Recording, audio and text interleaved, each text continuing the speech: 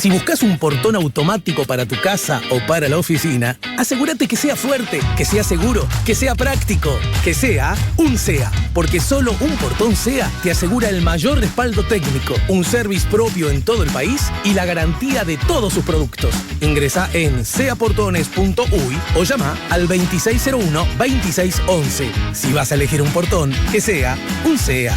Roberto Balaguer, ustedes ya le conocen, pues entre otras cosas, por su profesión, psicólogo, magíster en educación, doctorando en la UBA, la Universidad de Buenos Aires, pero asimismo experto en redes sociales, en cultura digital, autor de numerosos libros, el último, por solo mencionar uno, Vivir en la nube, adolescencia en tiempos digitales, 3 años atrás, publicado por Aguilar. Roberto, buen día, bienvenido. Buen día, Alejandro, ¿cómo estás? ¿Todo bien? Bien, muy bien, muy entusiasmado con la propuesta. Se me ocurre muy necesaria, muy oportuna, que estás informando a propósito de un, ¿cómo le llamamos? ¿Curso, seminario, taller? ¿Cuál es la expresión más justa? Y es una especie de curso, seminario, pero también taller, porque lo que he descubierto, digamos, es que hay posibilidades en la interacción a través de Zoom de armar lindos grupos y interactuar y poder plantear algunas situaciones que son de interés. En este caso, el tema van a ser los videojuegos, ¿no? Como espacio de juego privilegiado para niños y adolescentes. La vez pasada, en junio, el tema fue más bien el abordaje de la cultura digital en general como un primer nivel. Son módulos que están como independientes, pero digamos que la sumatoria de ellos te permite como entender mejor, digamos, este mundo en el que estamos insertos los adultos, pero que también en el que viven y se divierten y comunican los chiquilines, ¿no? Entonces, tanto para padres, madres, como para profesionales, tanto de la educación o de la salud, es una buena instancia. Por lo menos la evaluación que han hecho ha sido realmente muy interesante. Y en ese contexto, bueno, para modo de paréntesis, algo que dijiste al pasar, es probable que estar pasando por esta emergencia sanitaria y haber recurrido casi en forma sistemática y obligatoria a, por ejemplo, encuentros vía Zoom, nos han dado a muchos, a casi todos, o a buena parte, nuevos insumos de comunicación que probablemente vinieron para quedarse, aún incluso después de la pandemia, ¿no? Absolutamente. Yo formo parte, digamos, de ese grupo de gente que escucho algunas de estas cosas que han pasado, y que por un momento digo, ¿por qué tuvimos que esperar, digamos, que pasaran estas cosas para poder incorporarlos, ¿no? Reconozco esa limitación personal en el abordaje, porque como uno que hace 20 años que está investigando sobre esto y está tratando de ver herramientas y digamos y entender, digamos, lo que funciona, somos conscientes muchísimo, ¿no? Que muchas de estas cosas se pudieran haber incorporado antes. Esto no quiere decir que no sea bueno incorporarlas ahora, sin lugar a dudas. Creo que hay una necesidad importante en este momento de poder incorporarlo y siempre, viste, como entre el miedo y la necesidad son los motores que hacen que las cosas cambien, ¿no? Cambiar porque sí, o cambiar porque me lo dice Roberto o Alejandro, o digamos, o por más que uno confíe, bueno, implica toda una cantidad de movimientos, pero cuando uno lo empieza a ver ahí, ¿no? Y empezás a ver que, bueno, que es posible hacer cosas parecidas a las que hacías antes, pero de repente con algunos matices que antes era imposible hacerlo. Yo, por ejemplo, en estos cursos he podido llegarle a gente del interior y a gente del exterior. Claro. Entonces, no es que antes no se pudiera, eso es lo que no lo teníamos en el mapa, digamos, de decir, bueno, vamos a hacer un curso para gente del interior o del exterior. Entonces, se van generando distintas situaciones que aportan cosas que la virtualidad trae como novedad, que recuperan cosas de la presencialidad y las mejoran, y dejan también algunos agujeros, por suerte, que son propios de la presencialidad, que estamos todos esperando, digamos, volver a tenerlos para recuperarlos, pero enriquece, ¿no? La sensación que yo tengo siempre, y que ahora veo que mucha gente la constata, que esto enriquece, ¿no? Enriquece las experiencias y no hay una forma de hacer las cosas, sino que cuando le pones garra y cariño y amor a lo que haces, después las herramientas están al servicio de eso, ¿no? Me apoyo en esas dos palabras que usaste, miedo y necesidad, porque creo que a propósito, ya no hablo ni siquiera del contexto vinculado a la emergencia sanitaria, sino al asunto redes, al asunto videojuegos, al asunto migración a la pantalla del cual vos has hablado, me parece que de algún modo, en condición de madres, padres, docentes, ocurren justamente los dos ingredientes, ¿no? Por un lado, necesidad de saber, conocer de qué va, cuál es el funcionamiento, cuáles son las lógicas, y la otra, el miedo, porque justamente es un espacio que me resulta nuevo, inhóspito, lejano, y que paradójicamente le resulta todo lo contrario a mis adolescentes, a mis niños, a mis hijos en general, ¿no? Exacto.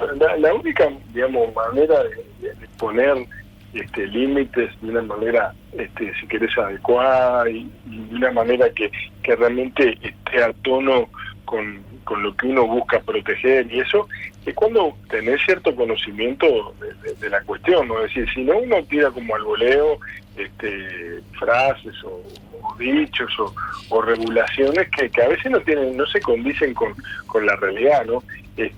Entonces, lo que está bueno de saber es eso, es como que te permite de repente no claudicar de lo que es esencial para vos, de decir, bueno, yo creo que tiene que haber una regulación, tiene que no haber una canilla libre de esto, no tiene que haber un tiempo para jugar, un tiempo para jugar, un tiempo para estar afuera, un tiempo, todo eso, digamos, vos lo podés sostener mejor cuando tenés mejores herramientas. Exacto. Para entender lo que efectivamente sucede ahí en ese juego, ¿no? Porque pasan cosas en algunos juegos maravillosas y en otros es una porquería, como pasa cuando lees un libro, ¿no? O sea, hay libros que son buenísimos y otros que son terribles, ¿no? Claro. ¿Qué pasa con las obras de arte, los espectáculos, las películas?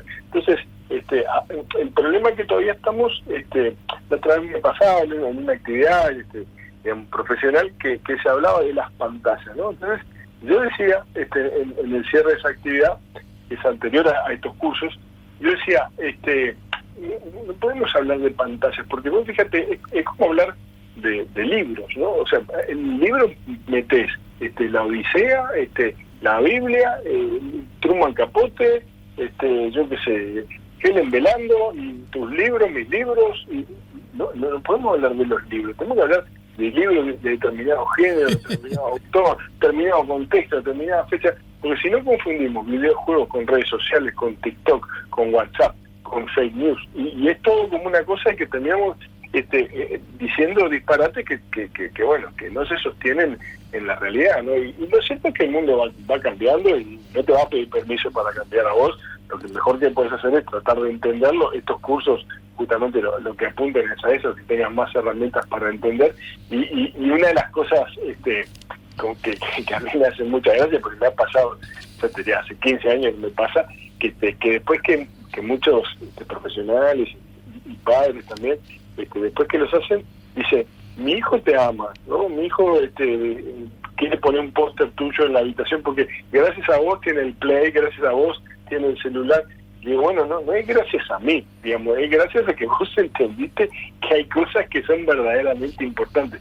Y si lo verdaderamente importante es un Play o un celular o una red social, bueno, deberíamos empezar a replantearnos la cuestión, ¿no? Lo verdaderamente importante son los vínculos, son las formas de manejarnos, son los ejemplos, son las formas que tenemos de cuidarnos y de querernos. Y después, además, están estas otras cosas.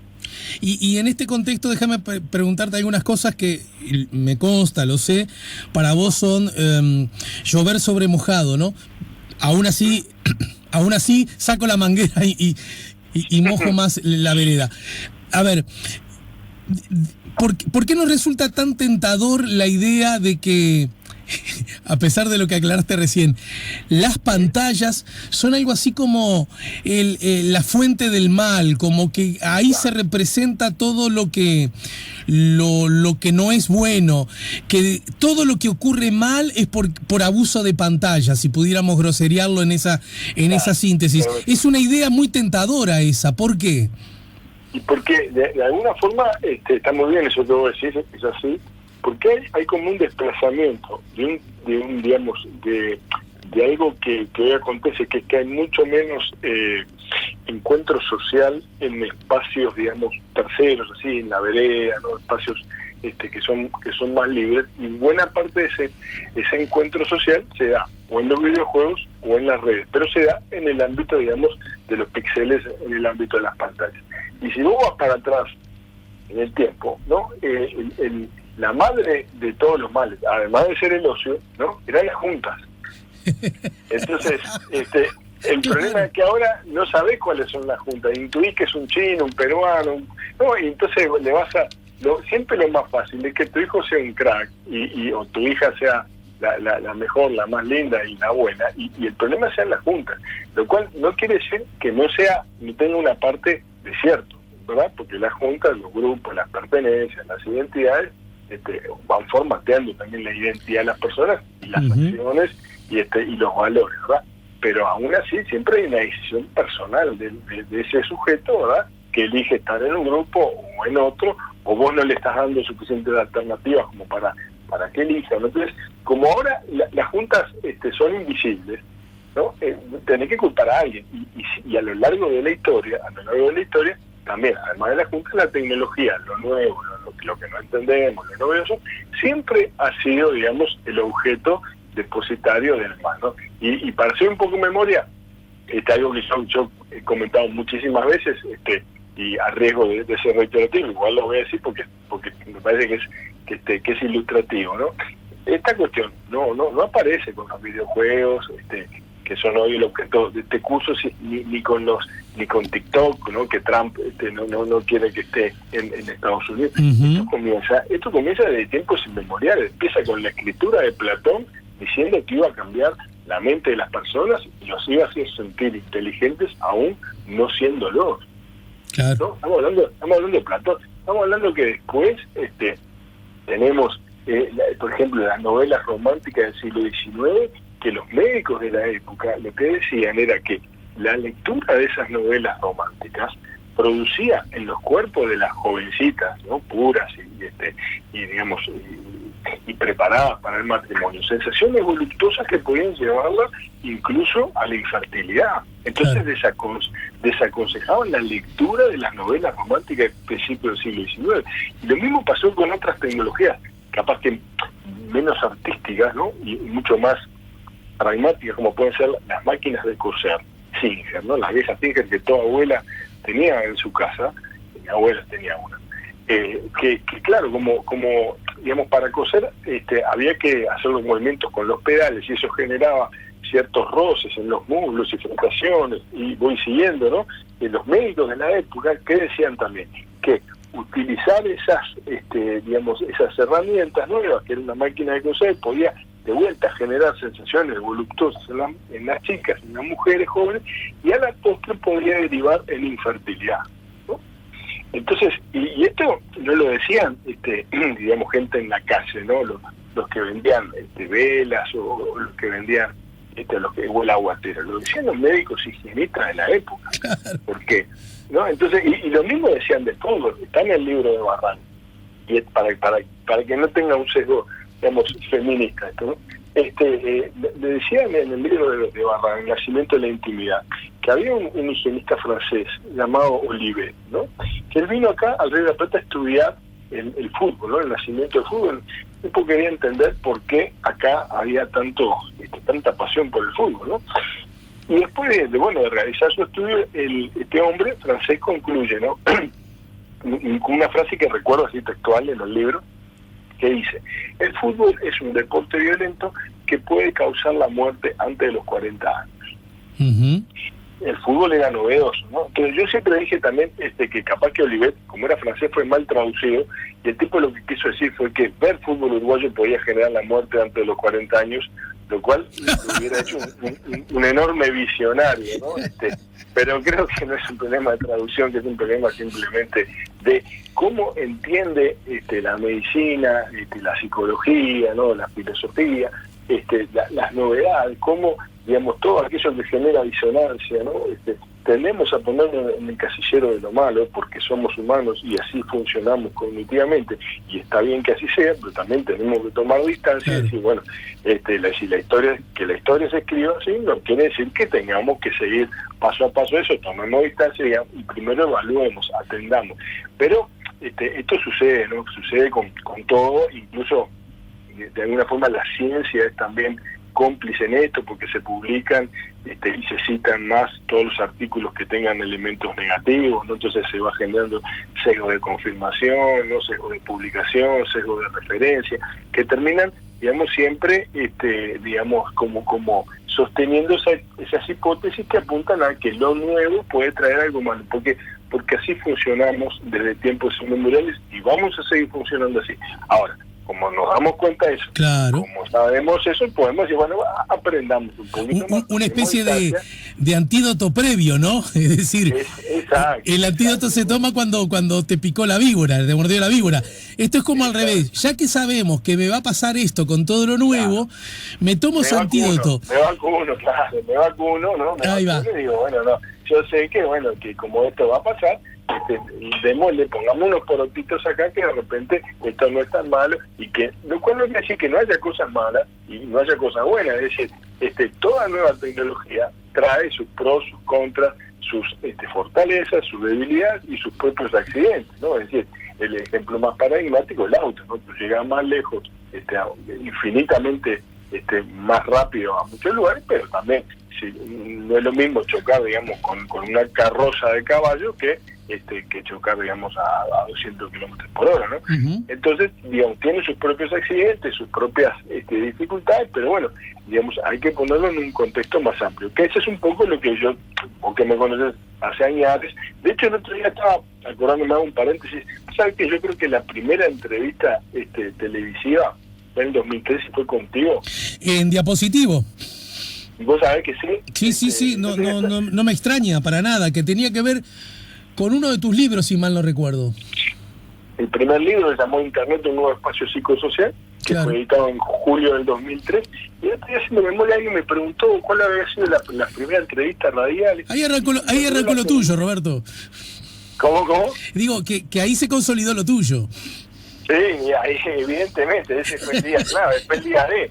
No, sí, digo, eso sin lugar a dudas, simplemente estaba tratando de acordarme en qué lugar había sido. ¿Sabés qué?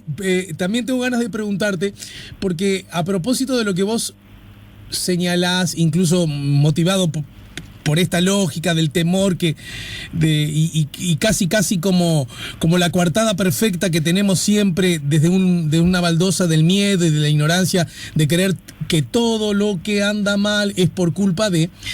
¿verdad? También en el otro extremo del cordel podemos encontrar las conductas noveleras, maduras, frívolas, ¿no? De creer que todo, porque es nuevo, es bueno, ¿no? ¿Se entiende? Claro. Sí. Se llama neofilia, digamos, es como el amor a lo nuevo, ¿no? Entonces, todo lo nuevo siempre te parece que digamos que viene a suplantar lo otro, y de vuelta sabemos que bueno, hay mucha moda, no, hay mucha cosa que sí, que trae cosas novedosas, pero que no terminan de desplazar a lo anterior, porque a veces no colma las expectativas, y ahí entramos dentro de una lógica también cultural, digamos, que fomenta la neofilia, porque digamos hace que funcione, digamos, la lógica de mercado, y funcione, digamos, la tecnología que necesita de la novedad, y también al mismo tiempo eso impulsa a que la gente esté permanentemente tratando de innovar, a veces con acierto, ¿no? Y a veces con enormes desaciertos. Ajá. Y en este sentido, y apoyando ahora en los últimos segundos la pata en la baldosa de lo que se nos viene durante los próximos viernes que vos nos proponés. Me veo obligado a hacer preguntas quizás que otra vez para vos pueden lucir un poco obvias. ¿Hay que tener algún tipo de de formación, acercamiento o conocimiento específico? Porque alguien puede decir, mi problema es que no conozco nada, pero mi problema para tomar el curso es que no conozco nada. No. Está pensado, digamos, está pensado como yo tenía como los últimos libros, que son mucho más de divulgación, que de repente los primeros que eran más técnicos, para que pueda, digamos, el profesional tenga otras herramientas nuevas y pueda tener bibliografía para seguir profundizando. Y aquel, me han escrito muchas madres, sobre todo madres, algún padre, pero más madres, que también estaban interesadas porque de repente tienen esa cosa tan cotidiana. Bueno, ¿cómo hago, digamos, para ponerle un límite al Minecraft o al Fortnite o lo que sea? Bueno, vamos a tratar justamente de entender para todo público, como si fuera, digamos, las charlas que yo suelo dar, pero que bueno, que ahora en estos tiempos de pandemia se han trasladado al Zoom, y llevarla a un curso que tiene como base también, digamos, mucha bibliografía y muchos datos, que yo hace muchos años que doy clases en la Católica y en el CLAE, y que bueno, digamos, he tomado como lo más relevante de ahí, pues a la vez con ese touch de divulgación y de comunicación, para que sea accesible para todo público, y que aquel que quiera profundizar también se vaya con otras posibilidades para después llevarlo a su práctica. Uh-huh. Bien, perfecto. ¿Qué tienen que hacer las personas inicialmente interesadas en saber de qué va, en qué consiste, los detalles de funcionamiento y administrativos de este curso vía Zoom? Lo que tienen que hacer es entrar a mi página, que es www.robertobalaguer.com. Ahí no van a encontrar el curso, porque me lo dijo un amigo de nombre de Alejandro Camino, que él entró a la web esperando el curso, y claro, en realidad ahí no está el curso. Lo que tienen que hacer es, hay una pestañita, que creo que es la que está más a la derecha, contacto, ahí me mandan un mail y yo les paso toda la información. Los costos son muy accesibles, la idea es poder llegar a muchas personas, así que eso no va a ser un problema. Y el horario es los viernes, 18:30 a 20 horas. Cuando yo hice en junio, lo hice de 19 a 20:30, dije, esto va a ser una cosa terrible, y la verdad que todos disfrutamos de eso increíblemente. No sé si era que no queríamos estar con la familia, no me acuerdo bien si era ese momento, pero no, realmente disfrutamos mucho, porque era como el cierre de la semana, ¿no? Sí, entonces, sí, yo trato en esa hora no ponerme nada habitualmente, pero fue una muy linda experiencia la de junio, y dijimos de repetirla, y bueno, lo vamos a hacer ahora en este agosto, así que con mucho gusto espero a la audiencia. Los que mencionen Liverpool tienen un 10% de descuento, no sabemos bien cuánto pueden llegar a pasar. Pero los que mencionen Nacional, bueno, en ese caso podemos llegar a digo, eso va a ser sorpresa, va a ser descuento. Pero pará, la verdadera pregunta, y te ponga fuego, es los que mencionen Peñarol. No te escucho, vos sabés que se me acaba de caer la conexión, y no pude escuchar tu última pregunta, pero debe haber sido muy interesante como siempre. Para terminar, dos no son hipercortitas, son potencialmente largas, pero en formato hipercorto. Recién Pedro Crivari hablaba de algunos desconciertos y, ¿por qué no?, enojos, y por qué no, dolores que puede provocar advertir ciertos niveles de violencia, de agresión, y yo diría de desencuentro que se producen a nivel de redes, ¿no es cierto? Uh-huh. Y ante eso, yo estoy más amigo, pero en realidad me ocurre, como seguramente a vos te ocurre, uno a veces necesita tener una opinión para partir de ella, para en todo caso ir cambiándola y mejorándola, ¿estamos de acuerdo? Sí. Casi a modo de hipótesis, ¿no? Sí. Y yo más bien que soy de la hipótesis de que esas cosas feas, horrendas, agresivas, insultantes, han existido en el diálogo entre las personas siempre, solo que morían en la parada del ómnibus, porque uno se tomaba el 105, vino, chao vecino, y ahí quedaba, o morían en el boliche cuando antes de volver a tu casa después del laburo lo tenías con tus amigos, o en todo caso en ámbitos mucho más domésticos, mucho más restringidos, pero que siempre fuimos amigos del groseriar, del no dejarnos seducir por la profundización y la complejidad de los temas. Esa es una. ¿En qué medida las plataformas digitales y esta parada del ómnibus que se ha vuelto casi universal, o por lo menos planetaria, en qué medida esto puede entorpecer nuestra convivencia democrática, pacífica, cuestionadora, pero humana en el fondo? Esa es una pregunta. Ya sé que vas a armar un seminario con esto, pero... Bueno, mirá, sabes que 2 clases de junio nos dedicamos a charlar sobre eso, ¿no? Porque tenía que ver con las nuevas subjetividades en estos tiempos. Y para ser muy breve, porque digamos realmente son preguntas súper interesantísimas, yo te diría, primero que nada, en aquel 2003, cuando la primera vez que tuvimos la entrevista, había una ilusión de que el mundo de Internet trajera aparejado un cambio para bien, un cambio democrático, digamos, de posibilidad de intercambio, de llegada entre mucha gente. Y de alguna forma, durante muchos años, así lo fue. Hasta que empezaron, digamos, el mundo ese, que era un mundo aparte, que era un mundo, si bien digamos, formaba parte del mundo real, tenía cierta separación, empezó a entremezclarse con el mundo más real, más material, dejó de ser juego y pasó a ser más serio. Las identidades empezaron a tener un correlato en ambos lados, y sobre todo a partir de 2012, que las plataformas, digamos, de redes sociales empiezan a manipular también los algoritmos para mostrarme a mí lo que yo supuestamente quisiera, el algoritmo piensa que yo quiero ver, ¿no? Y ahí es donde se complicó, porque claro, se generó, digamos, toda una manipulación, que los efectos que estamos viendo en buena medida son estos. Lo cual no quiere decir que, como bien decías, el problema, digamos, el problema de la estupidez estuvo siempre, solo que lo que ha cambiado es la audiencia, ¿no? Es decir, el estúpido, digamos, del barrio quedaba acotado a eso, ahora ese estúpido, digamos, le das la posibilidad de que trascienda, ¿no?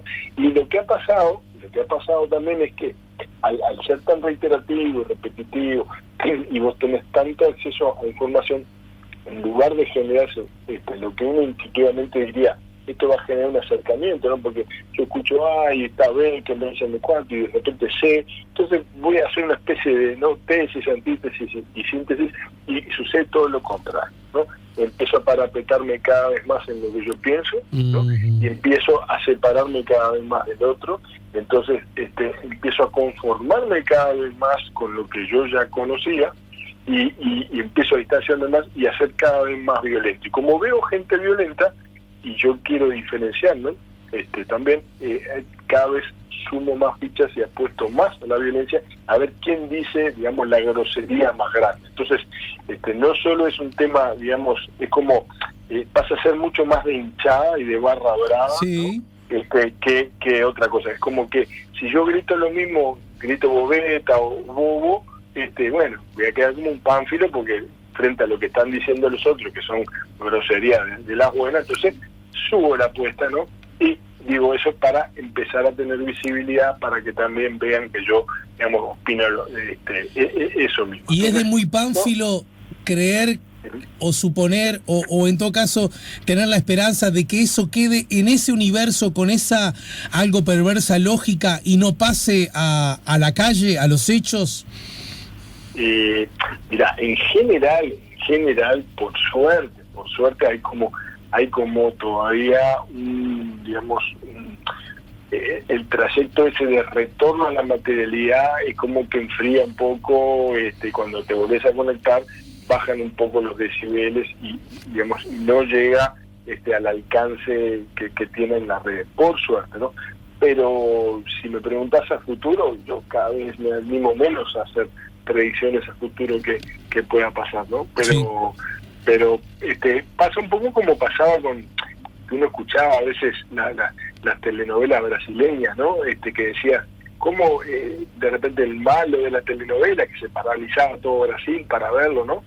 Salía a la calle y era insultado, ¿no? Y se tenía de repente que mudar, ¿no? Sí. Confundían personaje, ¿verdad?, con actor.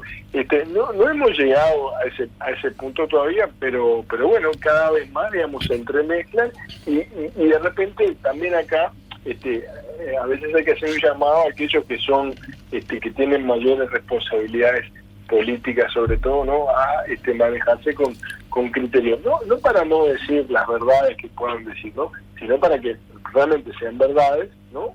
No alimenten digamos, fogatas que ya están por ahí, que a veces con nafta de la buena, nafta de avión, y ser muy cautos en eso, porque son ejemplos, no son los que los que modulan y los que pautan la forma que la gente de a pie también se va a manejar. Gracias, Roberto. Las insospechadas ventajas de no haber tenido producción de ficción nacional acaban de quedar en claro. Un abrazo muy grande, mi querido, y repito, igualmente para vos. Los videojuegos y los juegos en pantalla como espacios privilegiados de ocio y socialización en los niños y en los adolescentes actuales. El curso arranca este viernes e irá el viernes 14, el viernes 21, el viernes 28, los 4 viernes de agosto, entre las 18:30 y las 20 horas. Será un curso limitado vía Zoom, y si querés más información, ingresá ya mismo a la web de Roberto Balaguer, recordá, B larga, robertobalaguer.com, y en contacto das tus datos personales que te pide la propia ficha, y Roberto se pone en contacto contigo, y el viernes, vía Zoom, nos encontramos todos. Un abrazo fuerte y muchas gracias. Un abrazo grande, Alex, que pase muy bien, saludos a la audiencia. Si buscas un portón automático para tu casa o para la oficina, asegúrate que sea fuerte, que sea seguro, que sea práctico, que sea un SEA. Porque solo un portón SEA te asegura el mayor respaldo técnico, un service propio en todo el país y la garantía de todos sus productos. Ingresá en seaportones.uy o llama al 2601-2611. Si vas a elegir un portón, que sea un SEA.